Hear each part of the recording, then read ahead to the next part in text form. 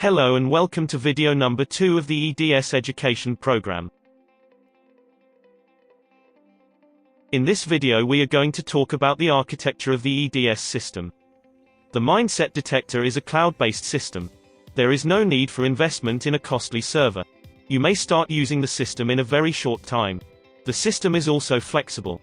You can start by operating 2 or 3 monitoring stations and expand your system and cost gradually.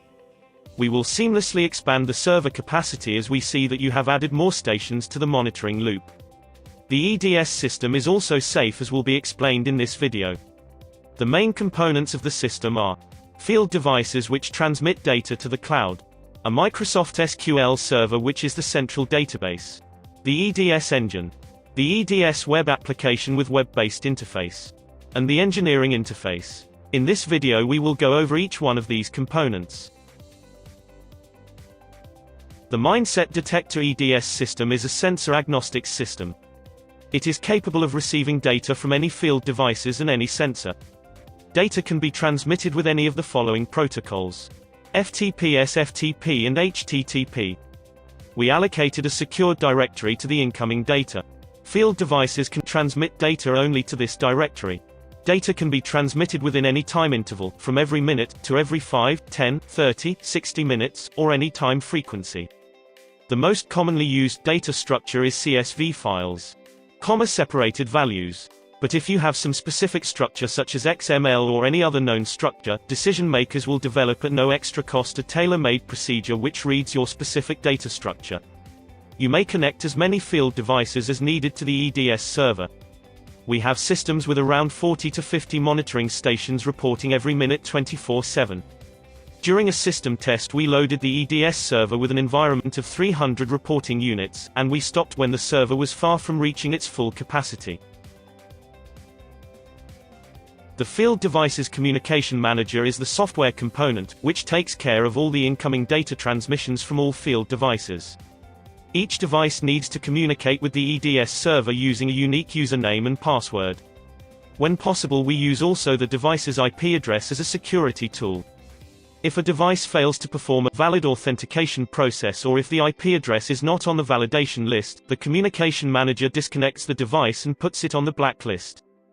This blacklist can be reviewed by the System Manager for additional evaluation. The Communication Manager works as a Windows service. It is detached from the EDS software, and works independently with the EDS system. Each incoming file is processed by the Communication Manager into the central database, to a table called the raw data table. This raw data table contains the following fields: the timestamp of the arriving record, station ID, sensor ID, sensor value, and arrival time. Once a data transmission has been processed and found valid, its data is stored in the database, and the original transmission is stored in a directory called Good Done. We keep these transmissions as long as needed. In case the update of the database fails, the transmission is then transferred to a directory called Error for further investigation. The arrival time field of each transmission can be compared to the data timestamp in order to detect data transmission problems. The Communication Manager is also aware of the geolocation of each monitoring station. If needed, the time zone is also taken into consideration. The main database of the EDS server is the Microsoft SQL server. A special architecture enables the EDS to use the Express version of this product.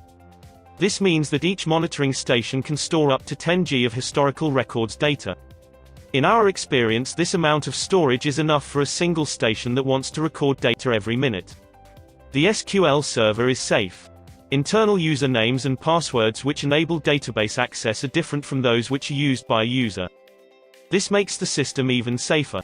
Decision Makers takes care of all the maintenance along with the backup activities of the SQL server. For the client, this database is invisible. Decision Makers also upgrades the database software with every Microsoft recommendation. All maintenance and upgrading is done by our company as part of the services we offer our clients at no additional charge. These activities are normally scheduled during weekends in order to minimize disruption to our clients' activities. As soon as we finish, we ensure that the system is back to normal activity and update the client. This is the EDS system. The rest of this education program is devoted to this component.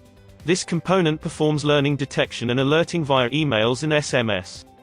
We update this software regularly as part of our development process. Each version is tested before it is uploaded to the client's server. The EDS has an extensive help website, which is also updated regularly. In order to interact with the EDS engineering interface, we use RDP. This access via RDP is enabled only via a specific IP address and by username and password.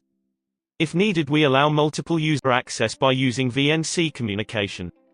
As was indicated earlier, each client has its own Amazon server and its own set of usernames and passwords.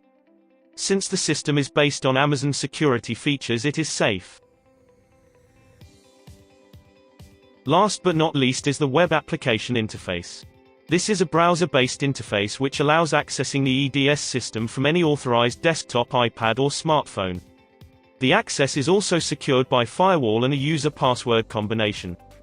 But it is also secured because the functions which are allowed via this interface only view the data.